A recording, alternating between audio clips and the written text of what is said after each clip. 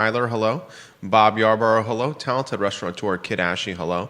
Conan Owen, welcome to the broadcast. Sir Speedy, Holly Foster, and Henrico, hello. Dan Harrion, welcome to the broadcast. Thank you kindly for joining us on the show.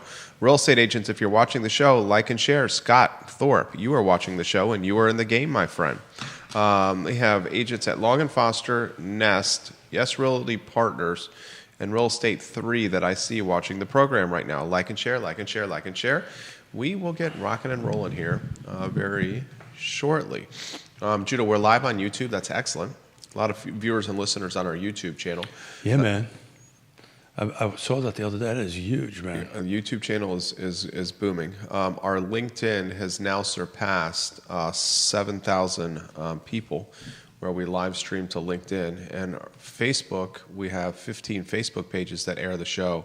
Our primary 4 Facebook pages, I Love CVille, I Love CVille Group, I Love CVille Food, and my personal page are flirting with 50,000 followers. Wow, that's cool. Judah Wickhauer, my friend, let's get that show rocking and rolling when you're ready. Quiet on the set. Oh, he's got his mic in front of him. Did you see his face? Judah's really been on point this week. Yeah. I'm giving him a lot of props and kudos on the I Love CVille show. Well, my favorite was the Yunkin and the Restless. I love that one. It was generally, I've been thinking about it all week long. I did not catch that. You might want to kick off with that, actually. He came up with a very catchy moniker. Are we not supposed to be talking right now? Yeah, I'm waiting for you guys to stop. Okay, we're talking. It might be a long show. What, a long shot that we actually stopped talking? No, a long show. Okay. I'll shut up. William, hello, William.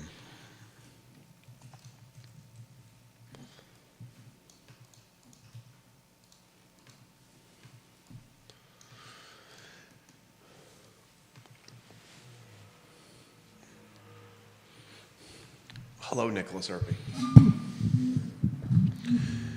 Guys, good Friday morning. My name is Jerry Miller, and thank you kindly for joining us on Real Talk with Keith Smith. It's an absolute pleasure to connect with you guys through the I Love CVille network on a show presented by Yes Realty Partners, a team you can trust, an experienced team, a talented team, a team that gets homes from listing to closing.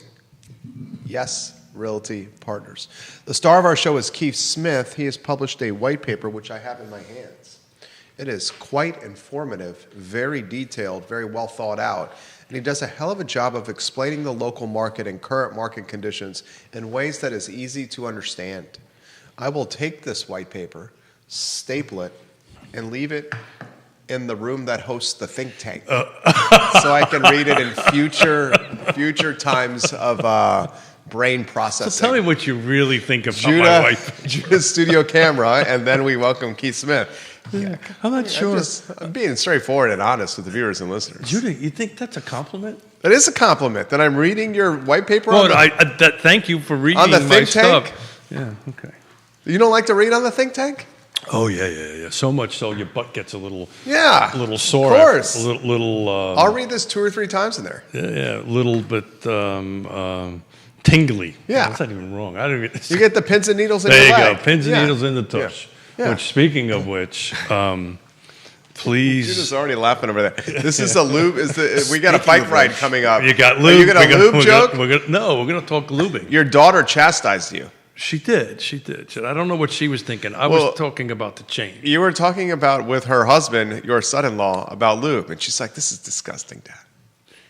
Stop she was just jabbing. I know she was joking, but it's an important thing, guys. I know it is. You know. Well, you should set the stage now, because some people who are just watching the program, like, what the hell is this? What the hell is Smith talking about? So I'm a cyclist. For those who don't know, and we do long distance cycling. Matter of fact, tomorrow Houston and I are doing 112 miles. That's a lot of miles. That is a lot of miles. My tush already hurts, and we haven't even started yet.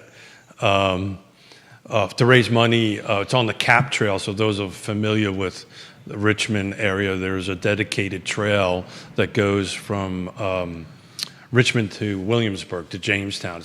It's 52 miles long one way. We're going to add a few more miles because we're going to ride from my daughter and son-in-law's home on the west end of Richmond to the start of the trail, which is about 10 miles. What kind of bike does Houston have? Oh, he just... Does he have a nice bike? He just bought... Yeah, tomorrow... It's going to be difficult tomorrow because he's upgraded his game. Oh. And so you're going with a younger buck with a nice set of wheels, huh? 100%. Better gearing, better everything. And my sorry little old Heine is going to have a hard time keeping up with them, but we'll see. The good news is he's 6'8".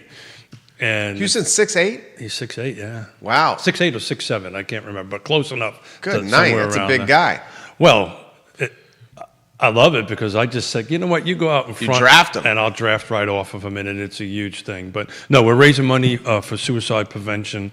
At least I am, for suicide prevention amongst vets. Everything that I do, I kind of raise money to do that. So we lose 22 a day, and that's 22 too many.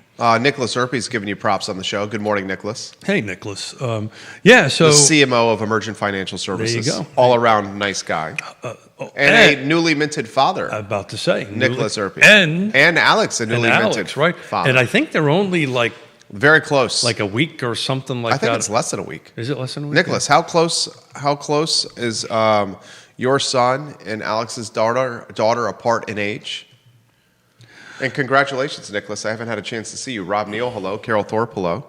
So Daily Progress and NBC 29, hello. I posted my white paper on my Facebook page. It's a little long. It's 6 pages or something like that long. But what it is it's somewhat of a very overview of where things are in the market today. And, it was interesting. We not joke around. I use AI and fell in love with it. It's a great tool. But you love AI. Well, it's great because particularly if I have the thoughts in my head, but I don't have the skills to write, it helps me fill up the skills end of it. It doesn't change the knowledge base, but it helps me actually write something that's readable. That said, the other feature I figured out is I can tell it to search our shows, right? And it'll literally search our shows for topics that we've talked about and give me a date and time, and I don't have to scroll through it. So, whoa! So you just go into AI? What do you use? ChatGPT? I do, but I've paid for the upper end version of it. Right? So ChatGPT Premium? Yeah. How much does that cost? Enough. Is it expensive? Yeah, it's not cheap. It's the entry level is about $20 a month. Well over $100. I think about $150 a month. Damn, son! But there's $150 a month? Yeah, but what's the value proposition for the premium versus the entry versus the free? Because you get the deep search feature, okay, right, which allows me to search into the shows. And trust me, from my time perspective, it's totally worth it. 100%. Scrolling through the shows. But I asked it, when was the first time that we started talking about micro markets matter? And that was in January 19th of 2024, right? And it pulls up the show and it literally spits out a write-up of what we discussed. That's awesome. It's a pretty cool tool. You can't do that. But, we started talking about, hey, is this market shifting towards buyers? We started that in February 14th on Valentine's Day of 2025. Of this year? Of this year. Okay. I think this is 2025. Yeah. We started talking about that this is in this market or this buyer's market or this transition isn't our parents, our grandparents' buyer's market. It is something completely different that at least in the decades I've been in this business, we've never really seen before, right? It's usually been pretty clear, right? You have this transition, right, between buyers and sellers, and sometimes it's wrapped around days on markets, and depending on who you talk to and your location, some say 60, some say 90 days. But when you start getting to that point, it starts becoming something a little bit different, a little bit more trending into the buyer side. Well, that's not happening now, right? We're on the last 4 months, our median car footprint, single family detached only, our median days on average is 10 days.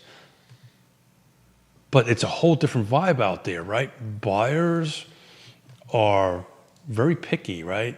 And it's interesting because I've been tracking these price changes, and there's been a lot of price reductions, price modifications, price cuts, changes. Huge ones. But what that's done is now has the buyer seeing that, because the buyers are way smarter than, it's not that they haven't been smart, but they have tools that they've never had before. Today's buyer is way more sophisticated than a buyer from a generation ago. Way more sophisticated. Before 19. I was having this conversation with somebody that's a friend that is selling their home, and we talked about the reset of DOM by taking a house off the market.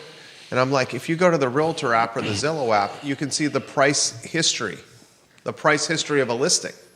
And more importantly, you can see the price changes. Yeah, and the price changes. So when you read through this, right, you know, you and I have on the show have talked about the 6 rights, right, multiple times, to the point people are probably tired of hearing them. But they really are real, and they really matter right now, right? It's location, price, features, condition, timing. And who's on the other side matters. 100%. And I got myself into a little bit of trouble on the 6th one, but it's very interesting, right? In a lot of ways, who's on the other side matters is one of the most important ones. I would say that's on the top. Yeah. I mean, price, condition, location, top 3. Who's on the other side, maybe in the 4 slot? I actually think it's on the top end, and it's interesting, when I'm having conversations with agents on the other side, I have this conversation all the time with them. And I get an amen every time we talk about number 6, but nobody's willing to actually talk about it. Of course not. Except for me. Yeah. Well, and that's why people watch the show. Michael Pruitt, welcome to the broadcast. We have counselors and supervisors watching the show from 4 jurisdictions right now. Terry Cadell, we love when Terry Cadell watches the broadcast. So who's... Vanessa Parkhill, hello. Who's on the other side matters, and I've been saying this for a while, more than ever. And it also matters, you know, if I'm on a buyer side, right, and I'm looking at who's on the listing side, I'm going to know, okay, they're a pro, they're easy to work with, they're going to be able to communicate directly with their client, communicate directly with me. Picking up the phone matters more now than ever. I've had this conversation with other agents that send me texts, and then they call me and say, well, I sent you a text, how come you didn't respond to your text? And then my response is, well, how come you didn't pick up the phone and call me, just like you did now? Let's have a conversation, right? And I don't mean to be arrogant about it. No, but communication matters, and emails and texts and all this stuff, getting hid behind that, that's not where today's market is. That's not where today's professional is. We're at this point where we're going to have to really communicate with one another, and who's on the other side matters. And you know, when you start I haven't done the math yet today. When you start taking a look at the number of agents that are doing transactions, right? That pool is getting tighter and tighter and tighter, right? Which is a good thing or a bad thing, depending on how you look at it. But they get a little bit tighter. But the 6 things matter. I had a conversation with a couple of real estate agents this week, and just what kind of prompted this white paper.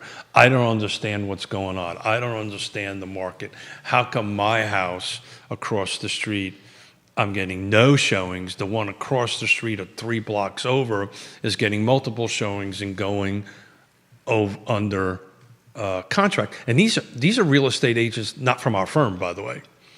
These are real estates from other firms. Then we have this conversation. All right, so tell me about the property. Tell me about where it is. Let's take a look at it. And I try to take it as a coaching moment to help people out a little bit on it. But it turns out it's probably one of those 4 things, if not a couple of them. You know, the location box is checked. It's either overpriced, it doesn't have the right features, or it's not in the right condition. And it's that simple, folks. So you got to get those things to click off right. And when you do, that's when you sell something within 10 days. Find the white paper on Keith Smith's Facebook page. I very much encourage you to read it. He's been very kind, not to the trees, but to me, to bring the white paper in hard copy form.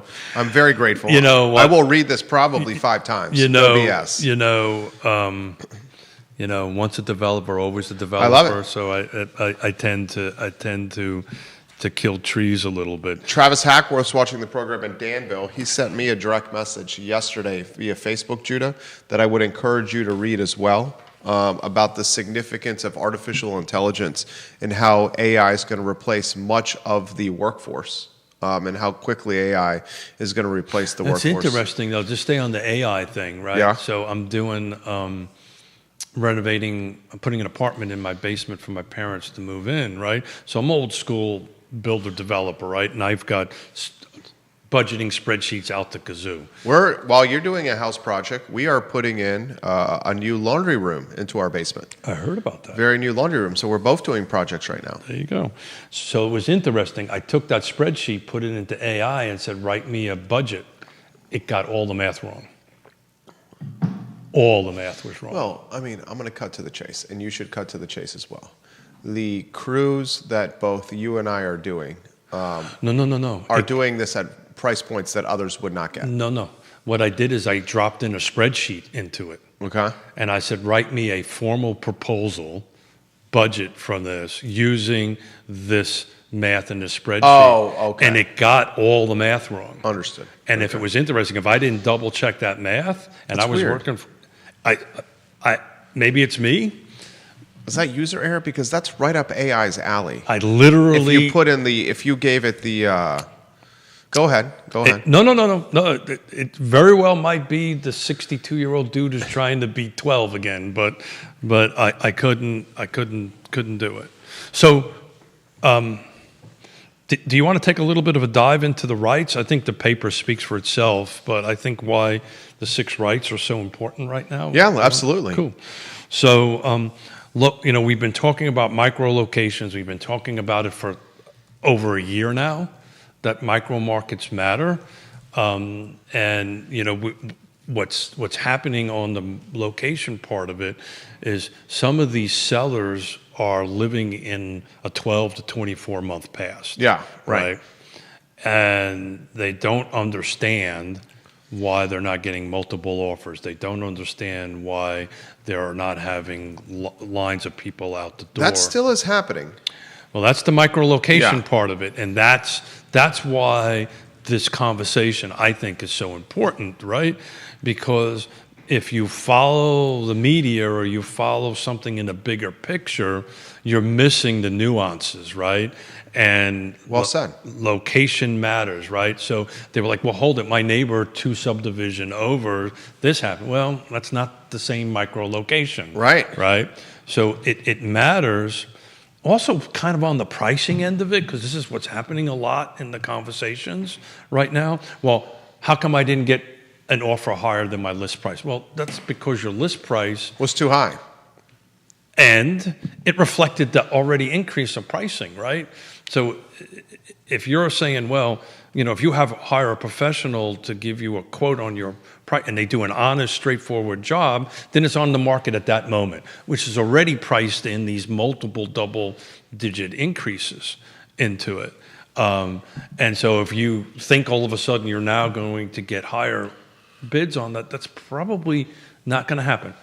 Right location, right? You bring on something in Ivy, right? It's a hot neighborhood. Yes, that's going to happen.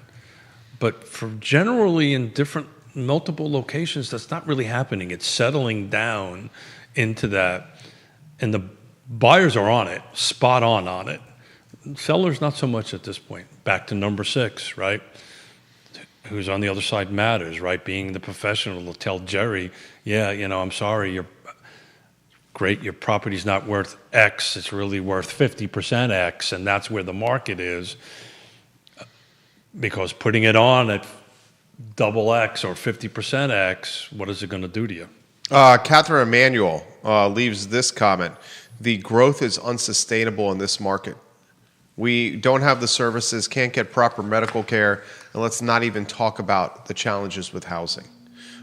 She leaves that comment right there. I respect her opinion, but it's happening anyway. Yeah, I literally just responded to her. I said that this is going to happen regardless. Yeah. I think the growth is sustainable, but there will be collateral damage, is how I responded. Yeah, It's going to happen. It's going to happen regardless. Travis says in Danville, Keith, you have to be very careful with how stuff is worded when using artificial intelligence. 100%. We use it for work, and how things are worded often determines the answer you get. AI is intended to be learning, but it's not always going to be 100% out of the gate, but it's still a very effective tool. So it's like being a cop or a prosecutor. How you ask the question matters. Asking the question may get the result that you want. Yeah. Great comment, Travis. Travis, and by the way, had a great conversation about you in Danville with a couple of local board of supervisors from 4 different jurisdictions about the great work that Danville is doing and how it's hitting it out of the ballpark. Do you want to touch, speaking of supervisors, the 4-cent real estate tax rate increase Albemarle County just greenlit on Wednesday? Is that surprising anybody? I mean, 4 cents. Yeah. First one in a while. Yeah. At a time when assessments have gone up. Big time. Yeah, well, it's I think Greene County is the only one that I think they actually didn't raise their rates. Pretty sure Nelson did too. Yeah. Jesse Rutherford would But love they're changing their valuation, so in essence, it actually really did go up. It just haven't changed the rate on it. Yeah, so it really depends on where the budget's going to lie out. But yeah, it's I guess back to your previous comment, so where is this money going to come from to make these changes? And maybe this is what they're doing. I know the 4 cents. Most of the 4 cents is going to fire and rescue, Yes. Human capital with fire and rescue. Yes. Very little is going to housing affordability, and a little bit is going to schools. I think 0.4. 0.4 cents is going to housing affordability, and some is going to schools. Those are the 3 buckets. And I've had this private and public conversations, right? Particularly in Albemarle County.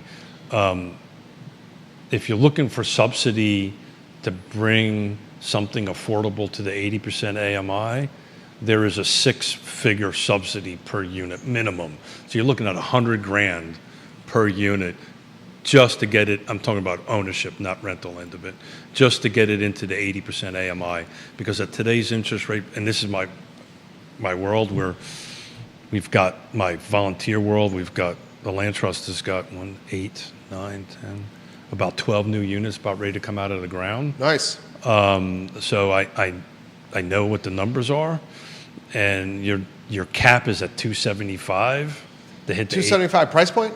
That's to make an 80% AMI work.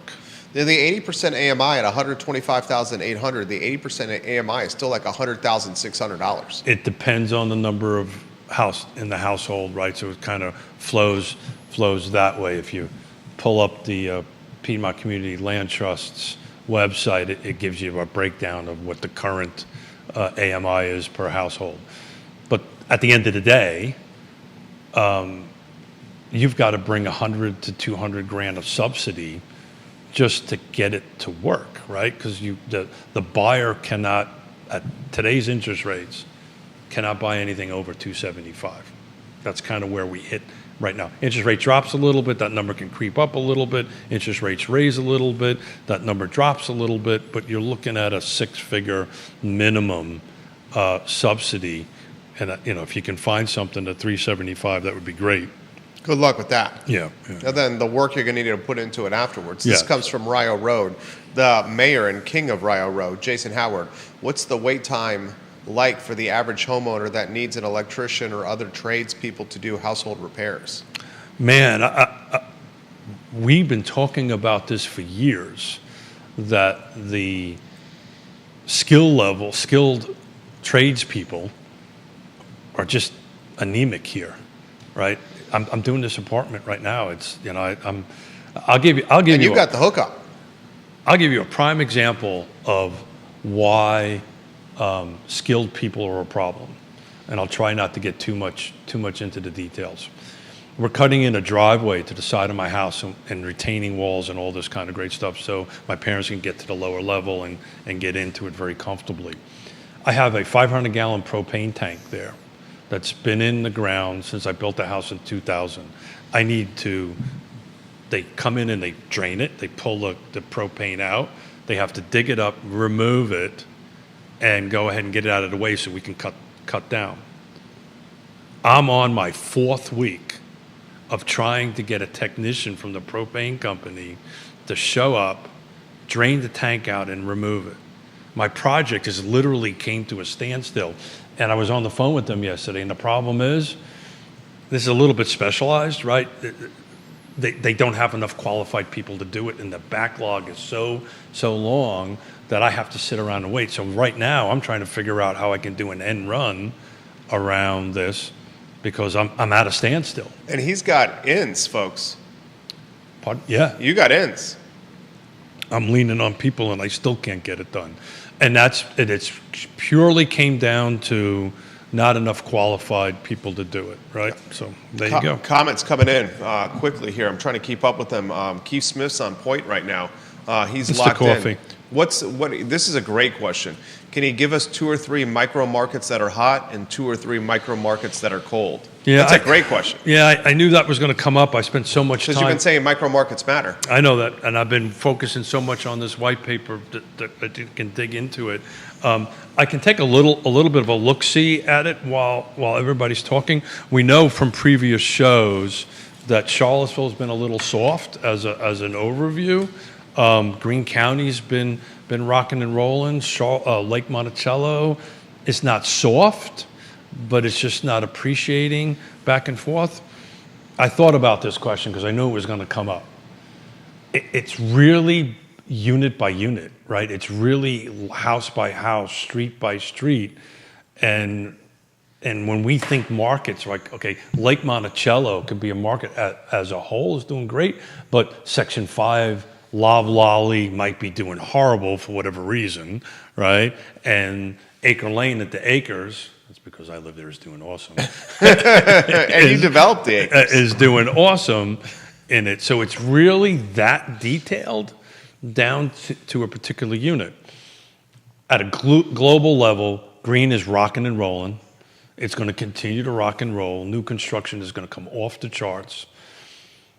It's areas that I think if you want to take a look at markets that are going to probably do better than others, it's markets that are actually starting to see some of the new construction roll in, right? Why do you think that is? Well, what it does is it brings everything along with it. Sure. Right? And that's ultimately what happens. And, because I wrote in the Is there an appetite more so than in the past for new construction from buyers? Yes. And that appetite is because they know the challenge of finding a tradesperson to do remodeling work and or the cost associated with those projects. Yes, and back to condition matters, right? The home that's not in the best of shape is lingering on the market longer. Well, it just won't get looked at. It just won't. Either won't get looked at because the photos will give it away, right? Or it gets looked at and they're only there for 13 seconds and they leave on it and it gets checked off the boxes. The buyers out there know exactly what they want, understand very clearly what the market's at, understand that they don't have time to renovate nor the financial tools to do it any longer.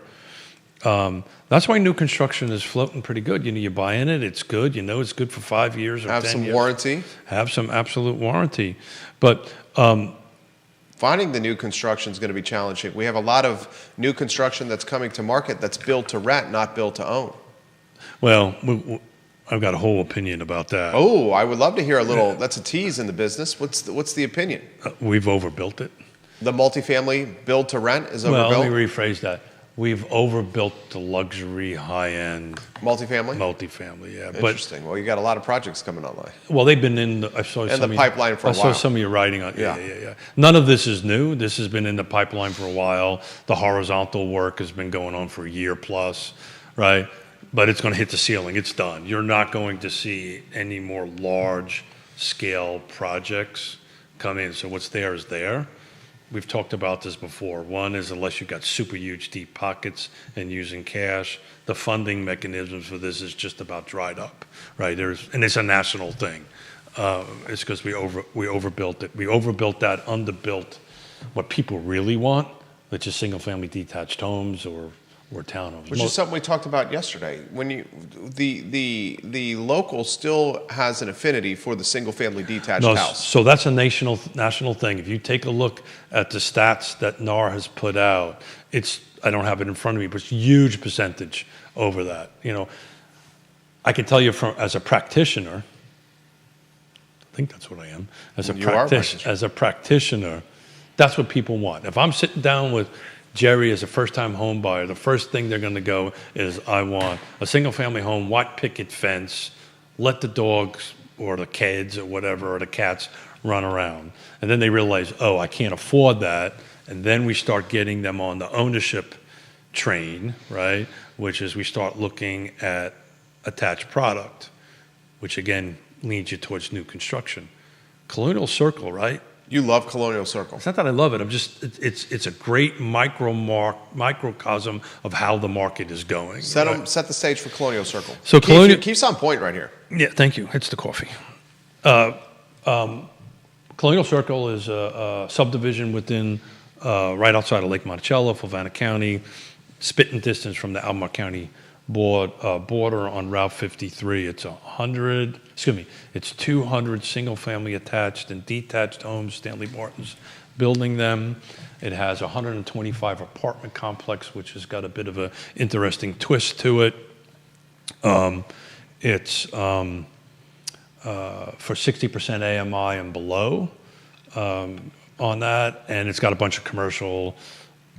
There's some commercial stuff I'm working on, which I can't really disclose at the moment, but there's going to be some good stuff coming out that way. And there was, because of the project, the developer dedicated over almost 2.5 acres of land to VDOT to build a roundabout there. Nice. So the roundabout's built. That had to get built first because that was multiple deaths. It was a horrible. You've talked about that. Horrible intersection. Stanley Martin is about a quarter way. Very deep pockets, Stanley Martin. 100%. Quarter way through their sales. My suspicion by the end of this year, they'll be north of 50% of it. So that'll be a 2-year build out from the time that they started. That's a success. That they finished, 100%. And it's because, if I'm buying a $400,000, $425 new construction single family detached home there, brand new, versus something similar, let's say at Lake Monticello, it's a no-brainer. That's where the buyer is going to want to go. How's the lake doing? Your litmus test. Yeah, there's a lot of talk about the lake. I haven't looked at it in the last couple of days, but we're in the high 20s as far as homes for sale, which is still anemic based on 4,500 lots, and it even in the 40s and the 50s as far as units goes. But it's the same conversation that we've been trying to have about micro markets, right? Streets matter, right? Location matters within that. Is it priced right? Matters, right? People saying, well, hold it, my house has been sitting on the market. Well, you're either overpriced or a combination of, let's face it, 42% of all the sales last year was Keith and Yona. So they're boomers. They're old gray hairs, right? Don't speak for Yona. Oh, yeah, she rocks gray hair. She loves it. It looks so sexy on her. Oh, I like it. Yeah, it looks good on her. Sorry, guys. He got he lost it. No, it does. It looks really, really sexy on her. I love it. There you go. He lost his train of thought completely. I'm a little excited. And I've been a bachelor for a whole 24 hours. Yona hopped an aeroplane up to Connecticut to spend Mother's Day with the oldest daughter in their family. And Keith, who does not do well when he's a bachelor alone in the house. Never, ever. Has gone through a sleeve of Oreo cookies last night. What's your is it the Oreos? No, don't you? What's your but guilty pleasure? Is it the ice cream? Oh yeah. That was how much ice cream did you eat? Enough. What flavor ice cream did you eat? Ice cream. Well, you don't have a flavor? If it's got ice cream in it. Cookies and cream? I'll eat anything. Cookie dough? I'm telling Any you. ice cream. If it's got ice cream. That's your guilty pleasure, huh? Yeah, Yona hides it from me. I don't know how you do that. How do you hide ice cream? She does, because we got 2 refrigerators, so Oh, she okay. kind of moves it around on me a little bit. So That's crafty, Yona. yeah, she's a little, those Austrians are a little bit crafty like that. But what were we talking about? Well, you're talking about I had gray hair and got. your Colonial Circle, Lake Monticello. There you go. Yeah. There you go. We really know what we're talking about, folks. Yeah, so it's a microcosm of kind of what's happening with the market, right? It's a great location, easy in and out from it. It's got multiple different products. A percentage of people in Fluvanna County are not happy it's there, but it's there. Chris Fairchild. I don't know if he's unhappy or happy. I think. If I asked Chris Fairchild about it on the show, what do you think he would say? Yeah, you know Chris pretty well. Yeah, I know Chris very well. Yeah. I would think that if his answer would be, because he's the best non-politician politician I know, and I know a lot of politicians. He would say I wouldn't have voted for it, so that would be a no. I think what he's a little upset about is the loss of revenue from the tax incentive that was offered for the 60% AMI. I think that's the approach that he might take from it on it. But you're going to have him sitting here soon, so we can ask him. We're going to start doing our roundtables in June. I can't wait. I mean, we got contested elections in the Jack Jewett district and in the Samuel Miller district, and the Samuel Miller district actually has a Republican challenging a Democrat for Albemarle County Board of Supervisors. You know what? Jack Jewett district, it's 2 Dems, so that will be decided in the primary. But we have a supervisor's race, Judah, that is going to go to November in the Samuel Miller district with a Republican and a Democratic candidate. And that's going to be exciting to watch. I wish we had 17 of them. I wish they were all contested, regardless of politics. It makes for a better decision. So tell me about, I'm going to pivot on you for a second. Okay. Tell me how you, we never really had this discussion. How do you feel about this ranked choice? Ranked choice voting? Yeah, how do you feel with about the Dems? I mean, to be determined. I think it is going to, I'll cut to the chase. I think the advantage that incumbents, and I'll set the stage. Charlottesville, with its council race, is using ranked choice voting. Yeah. And is that just for the primary? There's no general election. I get that. Because there's only Dems. So it's for the primary, the ranked choice voting. The advantage that incumbents Juan Diego Wade and Brian Pigston have over challenger Jen, is it Fleischer? Yes. Yeah. Fleischer, yes. is significant. Yeah. They've outraised her, 8 to 10 to 1? Is that what we talked about? I mean, when you start considering the Pigston and Juan Diego Wade pack, along what they have also raised, and the name recognition, the ranked choice voting gives Fleischer a little bit of opportunity to close the gap. The RCV does, but I don't think it's really going to have much of a play. She's a very significant underdog right now. Well, I'm even going before that. I think it might be a bit too complicated for the average, not to try the It's not that complicated. I don't know about that. Do you think, right, Judah? Do you have a 3-shot set up? Yeah. Let me legitimately explain ranked choice vote? I'd love to hear Judah say this. Could you legitimately explain ranked choice voting to the viewers and listeners? Or would you agree with what Keith said, that it's too complicated? I'm going to clarify that. Too complicated is probably a bit of a stretch. It's different than what people have done before, and I back to your point, I think it gives Juan Diego and Brian Pinkston an advantage, right? No, it helps Jen. I don't know. I think people are going to go in that booth who have not taken their time to understand. And just vote for 2 people? Is that what you're saying? I think that's literally. And they're not going to do the RCV? I think that's literally what's going to happen. Well, there's going to be instructions on the ballot. Like I said. Ranked choice voting, also known as instant runoff voting, makes elections, you would think, have a little bit more parity. RCV is straightforward. Voters have the option to rank candidates Sure. in order of preference, first, second, third, and so forth. If your first choice doesn't have a chance to win, your ballot still counts because you're voting second and third. No, I get it. And And years past, when people would just shotgun a candidate, only vote one candidate, I'm not saying it's a good thing or a that was a bad. terrible thing, shotgunning candidates. No. I'm not saying it's the ranked choice voting is a good thing or a bad thing. I just think the first go around in particular, I just don't know if everybody's going to be able to get it when they show up to the thing, But the simple answer of it is, if it's the three of us, I put Jerry as one, Judah as two, and Thank you for putting me in first. Me as three. Thank you. I know you well enough to know, and I know your ego well enough to know that I would be Ego. Ego. I would. Did you just say you don't have the an biggest ego? ego in the room is the man that's not on the camera right now. Oh no, I think you and I. I'm joking, Judah. He knows I'm joking. I think you and I are. This is where you immediately flip me off the camera, Judah, and put you on because you have that control. Oh, he's thinking of it. Black screen. Great idea, right? Great idea. I mean, he's got the real power. I think you and I run neck and neck on the ego department, which is cool. Yeah, it's fine. I'm We not- are who we are. But I'm too old to change. yeah. But you know the difference is What? when you're wrong, do you admit it? Oh, all the time. Yeah. Oh, I admit first to admit when I'm wrong. Yeah, 100%. I will say that I'm not wrong often.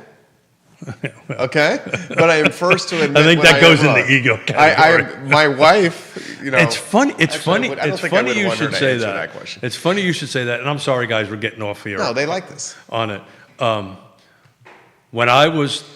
We're about 20 years apart. Okay. Right, plus or minus.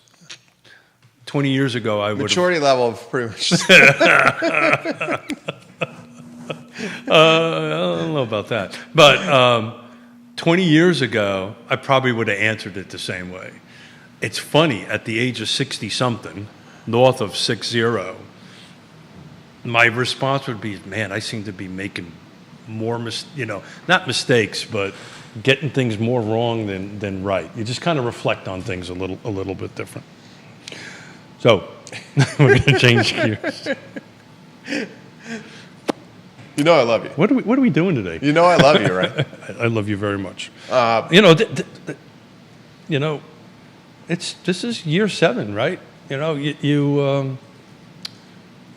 We stuck through this through thick and thin, right? I caught a lot of stuff. You caught a lot of Yeah. stuff. I mean, we give our opinion in front of tens of thousands of people all the time. Stuck through all kinds of crazy stuff from the end of the world. Yeah. With COVID. We were doing this show with a measuring tape to start the show during the pandemic to show that we were 6 feet apart. And we still Remember say hello that? to each other once in a while. Right. Hey, Yeah. gotta go. Do you remember that? I remember. We literally would have to start the show. You would take the tape measure. I would grab it, and we were 6 feet apart. I would, and we were 8. Yeah, we were 8. Well, that was also with a different table. We had a different, That's right. different set table. That's right. All righty. Anybody asking any questions, or should we just babble? No, there's a lot of questions. Okay. People are asking why you think that there's a glut in multifamily. And if so, why are these projects coming on market based on what Jerry was saying? Okay. Want to pick that apart? Yeah, I think we know what the reason is. It takes a while to put So- a shovel into the ground. So this is a classic all of a sudden, let's stay on Colonial Circle, right? Colonial Circle took 6 years to get to the point that a bulldozer started pushing dirt, right? So that's been 6 years in the making. Then all of a sudden, dirt's getting pushed, or development is coming vertical, and the person driving through the roundabout goes, "Oh my God, what's happening here? Where did this come from?" Well, it's been in the pipeline for so long, right? It just happened. So that's kind of what's going on there as far as why, oh my God, all these things that have been in the pipeline. The reason they've been in the pipeline so long is because in COVID and post-COVID, all of a sudden this whole, let me try it different. I just thought of a different way. Housing tends to go in these swings, right? And This is how you should put it. I know where you're going with It this. became very easy. Michael Plecker, I'm not going to say that. He can say, Michael, say whatever. He said ranked choice voting is just another progressive rabbit hole. Unless you win. Shenandoah Valley's finest backstop. Unless you win. And during the pandemic, Let me write this down multifamily- so I don't forget about this. Yeah. Go ahead. During the pandemic, multifamily housing got in vogue. It's not in vogue. Yes.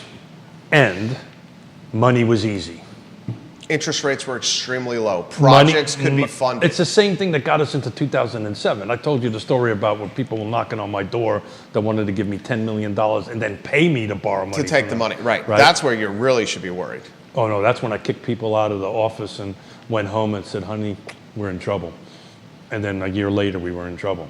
Money was easy to get. Local governments, for the most part, approved them. Took a little while, but approved them.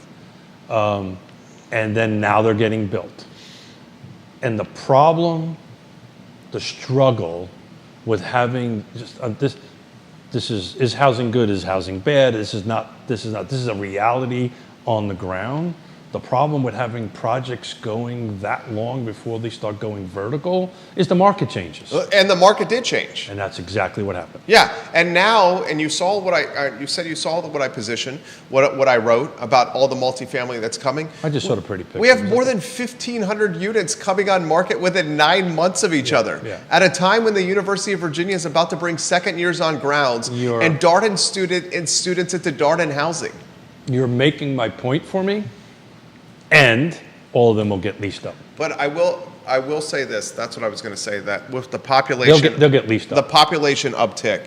Because what's going to happen, and this is what's going to happen. I know where you're going to go, and I'll add some color to it. yeah. as So well. what's going to happen here, and it may not have been the intent when they put together their ROI and their performers and all this kind of great stuff, but because there's no new units to go to, and this vacuum is coming. They're sucking in people here. It's been the case. It'll continue to be the case. 5,000 to 8,000 person population uptick in the next 24 months, ladies. And at high nets, Big net time. worths, Big time. right?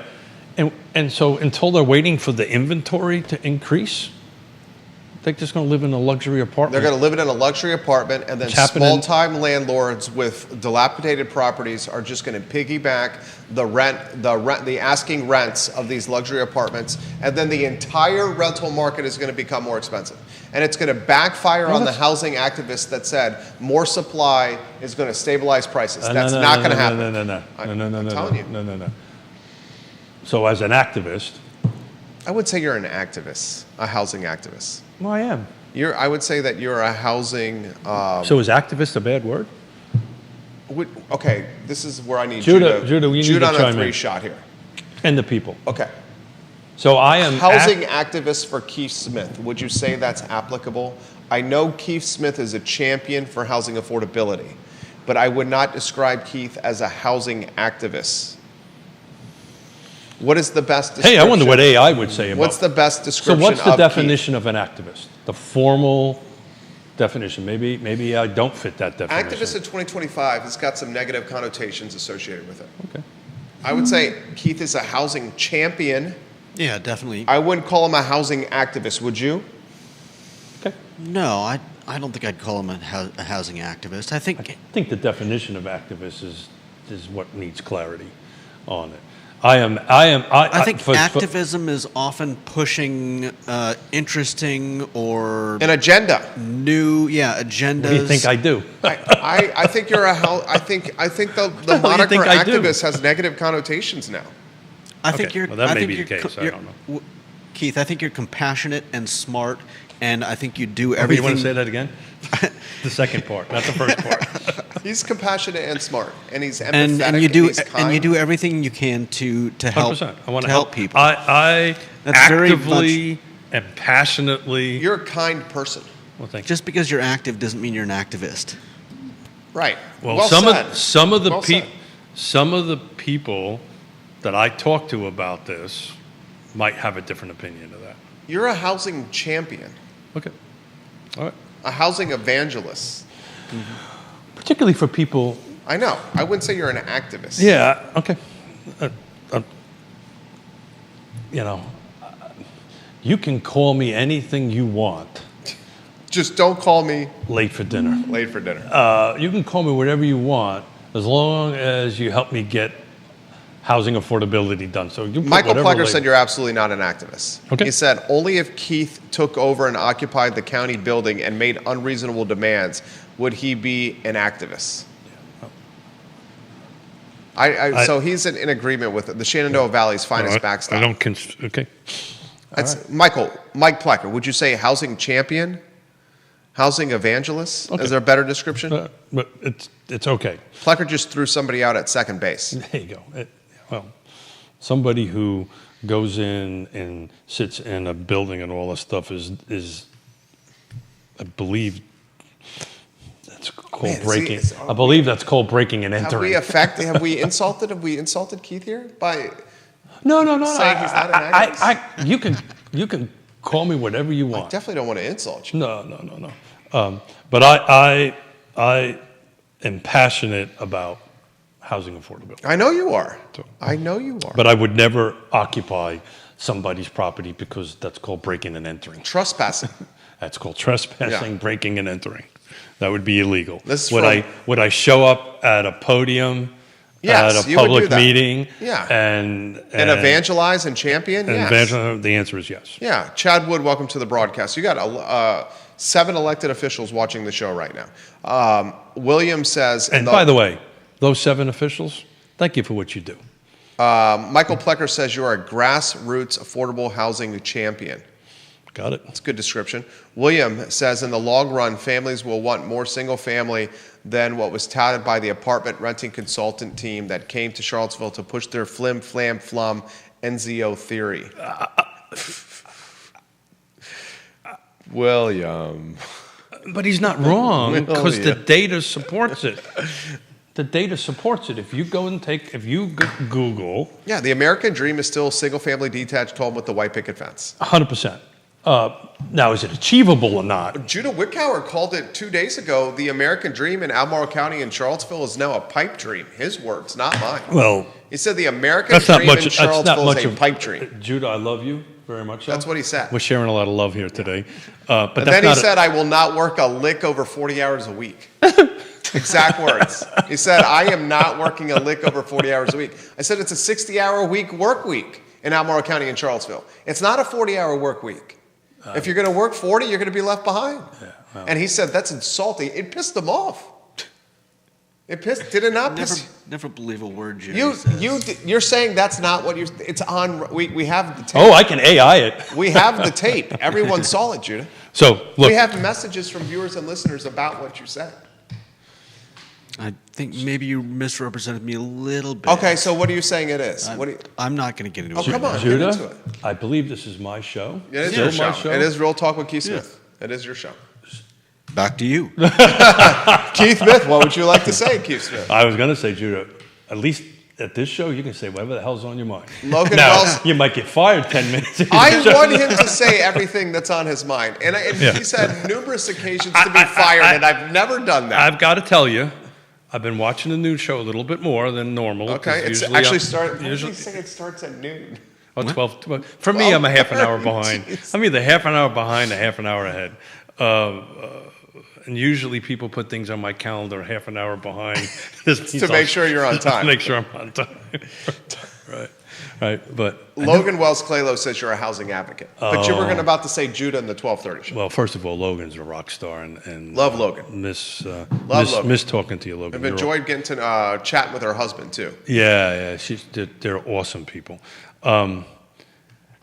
I lost it. What was I talking about? 12:30 show, Judah. Oh, yeah. I've been watching a little bit more, and Judah's pushing back a little bit. I want him to.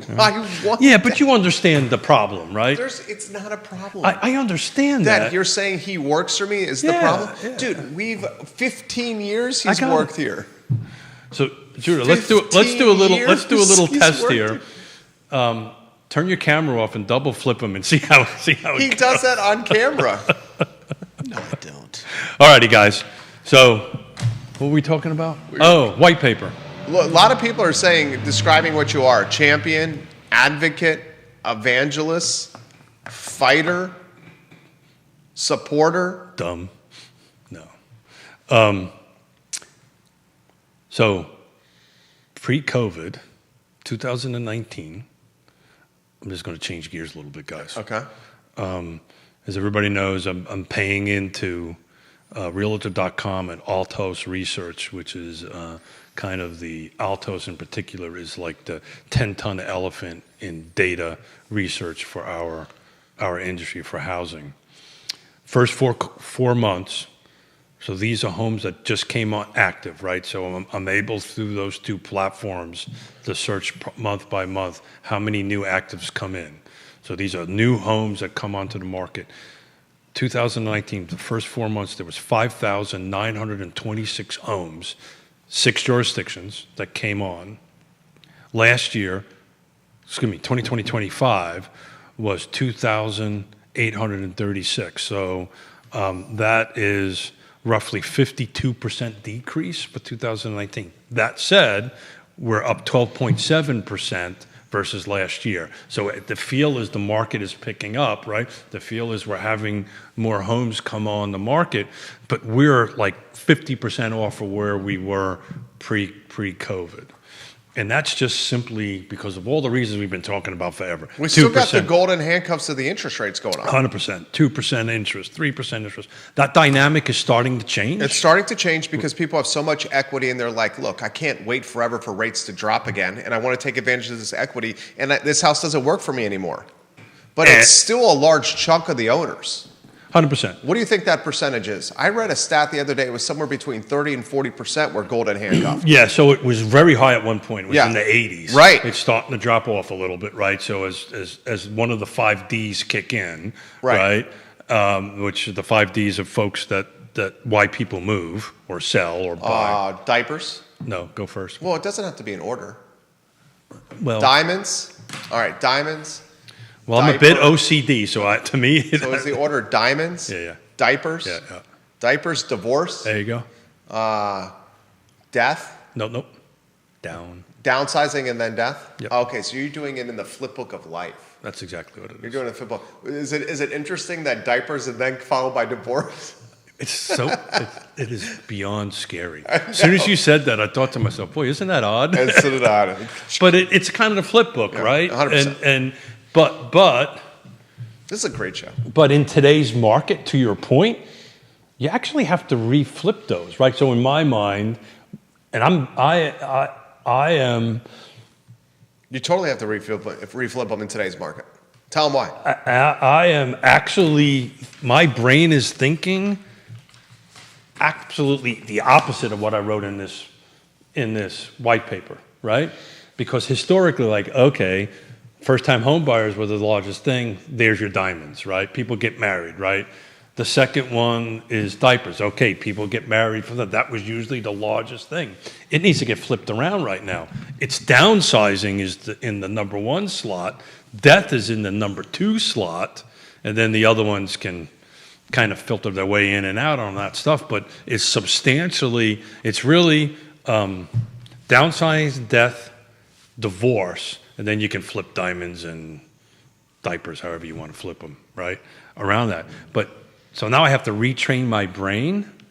Good luck, Smith. That's why you have ChatGPT. No, that's a brain thing. This is me dealing with my ADD. I have to put things in order. So let me ask you this question. What happens if we do start seeing a significant drop in rates? Yeah, we've been talking about this for a while. It just makes it worse, right? Yes, we're 12%. We're over 12% increase. First 4 months of 2025 versus the first 4 months of 2024.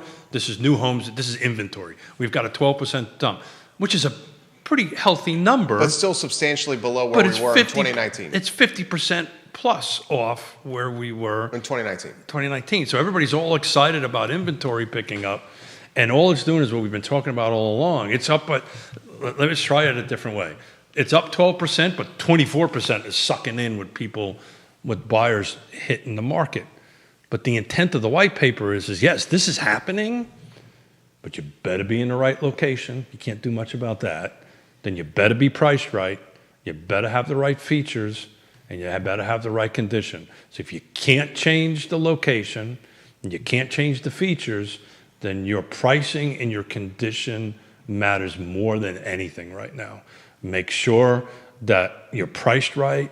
You know, it's a death of a listing to go in substantially above. A few percentage is one way, the other is something else. You know, we're looking at some of this stuff, and we'll leave the listing specifics alone, but some of them are cut in half. And that's because you're going to ask me, why is that happening? That is because, and I'm going to get myself into trouble, number 6 is maybe that particular agent or the other side hasn't counseled the seller correctly. Or the seller just is insisting on it, and then you as an agent need to make a decision, do I want to work? Well, I mean, if a seller is insisting on a number, and you're the agent and you're the realtor, and you know that number is outlandish, your duty, your fiduciary duty, is to counsel your seller as much as possible that you're coming out of the gate at such a number that's going to keep the listing stale and stagnant, and you're only doing yourself a disservice. And if still the seller is not willing to budge, if I was the agent in that scenario, I would not take the listing. So I'm going to ask and why I would not take the listing, because you're doing a disservice to the seller. I'm having fun. I'm having fun with you. And on top of that, it's going to make the seller look bad, or it's going to make the agent look bad. So I'm going to ask a question. On this avenue of I'm just going down the road. Okay. Yona's up in Connecticut. Nobody's watching. You know she watches. I know. Yeah, okay. All right. But when she's a little closer, I can feel the vibe a little bit better. I think that's Keith shaking the table over there. Is that what you were wondering? Yeah, that was me. I'm sorry. Okay, yeah. I'm getting all tweaked around. So if you were to ask a real estate agent or realtor, Donna Patton, what are they, right? Right? Does that make any sense? Yeah. What are they, right? So what is a real estate agent, right? I'm trying to say it without giving it away. A realtor is part deal maker, part therapist, part counselor. Yeah, 100%. Part general contractor of a deal. But what are they first? Counsel? A business owner. Yeah. Most real estate agents, by far, don't understand they're running a business, right? They'll immediately go, well, I'm a realtor. I help people buy and sell houses. No, you're a business owner, right? So back to this conversation we had, right? It's just bad business to take a listing that's overpriced, because at the end of the day, it impacts your business. The opportunity cost of your time. You're going to have some money out of pocket for the photography, for the staging, for the Keith listing. Smith is looking on the other side and going, holy schmoly, Jerry Miller don't know what the hell he's doing. Right? I know that's why you walk away from it. And if you can't, but Jerry, that is going to become so hard right now. Well, because we've got 1,400. I don't know. No, I get that's going to be so hard here. But what are they going to do? Pull a rabbit out of the hat? They're still not going to sell it, and it's going to cost them money to bring it to that point. So what do I used to say? What was my, this is when the real pros show up and professionalism matters, right? On that end of it, it's hard. Also, we're wired different than most people, right? One of the hardest words for type AAA people or real estate agents to say is no. That is I say no all the time. Yeah, well, that's because you're an ass. But no's one of my favorite words. I say no literally all the time. No, but that is... You say no all the time. I am really good with no. Yeah, I have no problem with no. 100%. And it's amazing... There's ways you can say no. Yeah. We're short. Yeah. You have to be empathetic and understanding and all you this can stuff. Position no, but you're still saying no. Well, it's like the best negotiating tactic is the takeaway, which is a no. Right. 100%. And you got to know how to do it. You got to know how to do it the right way, and the timing of it. And the timing is everything. You got to know how to walk away from it. But it's amazing if you start saying no, how all of a sudden things just change. 100%. Right. Absolutely. Saying too many yeses causes the situation a lot of times to worsen. I'm going to give you an early example of that, then we got to go, because I just realized the time here. I'm enjoying this. This is 102 years ago. We were developing and building and blah, blah, blah, blah. Is this blah, when blah. you did not say no? No, I said no. Okay. I've never had a problem with no. Never had a problem with no. A lot of that I think is the Marine background, but never had a problem with no. So 1988, we're building houses, framing for other people, putting on roofs for other people. We were just doing whatever we could do to make a living, right? So I had, and I'll leave names out of it, I had a client, a builder that I was working for, framing as I was building houses and putting their roofs on for this builder. And this builder's personal house out in Garth Road somewhere said to me, hey, Keith, I need to rip off my roof and put it on. Why don't you come out and give me a price? Okay, great. Came out, took a look at it, gave him a price. He says, how long? I said, that's 3 days. A day to rip off, a day to repair, blah, blah, blah, blah, blah, to put on. So we agreed to a price. Great, no problem. Show up. We ripped, this is in the middle of summer, by the way, ripped off, put on in 2 days. And I handed the builder to the guy. And the guy handed me a check for 2/3 of what I told him. And he goes, well, obviously you overbid it. You did it in 2 days instead of 3 days. I'm not paying for 3 days. And I looked at him, and I literally ripped the check up on his face, and I threw it at him and told him to go bleep himself. I was a little bit more aggressive back in those days. I was only a couple years out of the Marine Corps. So I told him to go F himself in no uncertain terms and walked away. And he tapped my shoulder and handed me a check for the full thing. And he says, nice job, kid. Yeah. He already had the check. And it was a test. And he's recently has passed, became the closest of friends after that. Always just was super close. And he said, look, if you would have took that other check, I would have thought less of you and I would have never used you again. Yeah. So no pays off. There you go. That's a fantastic way to finish the show. With a parable from Keith Smith. Parable. Does that make me an activist with parables? Keith Smith. I'm active. I'm going to do 112 tomorrow. I'm active. He's doing a 112-mile bike ride with his son-in-law in honor of veterans. I am not a wrap tight. I am not a normal person. Keith Smith, the star of Real Talk with Keith Smith, online at realtalkwithkeithsmith.com. Click the partner tab on the website, and you will see the trusted advisors that Keith has personally vetted to help you get to closing and beyond. And if you see Keith wandering around aimlessly, it's because Yona's not around where you guide him somewhere. Yeah, and he probably might have a tub of ice cream under his arm. That's right. When you see him. No, that'll be doing this. Judah Wickower is behind the camera. I love today's show. I sincerely enjoyed it. The I Love CVille show, guys. Read the white paper. People pick it apart, please. Tell me where I got it wrong. Where I'm bringing it. Right here. Yeah, the white paper is on Keith Smith's Facebook page. Check it out. Rip it apart. Thank you to Keith. Thank you to Judah. Yeah, 11:25. We got to go. Well done. Very well done. That was fun. That was so fun. So fun. So fun. Keith, you were on point. Yeah. Well, it took a while for it to kick in. That's when you just like, you lose track of time. Yeah, well. You're just having fun with your buddy. Pardon? Having fun with your buddy. Oh, yeah. Bike or buddy? Buddy. Oh, yeah. You're my buddy. You're my buddy.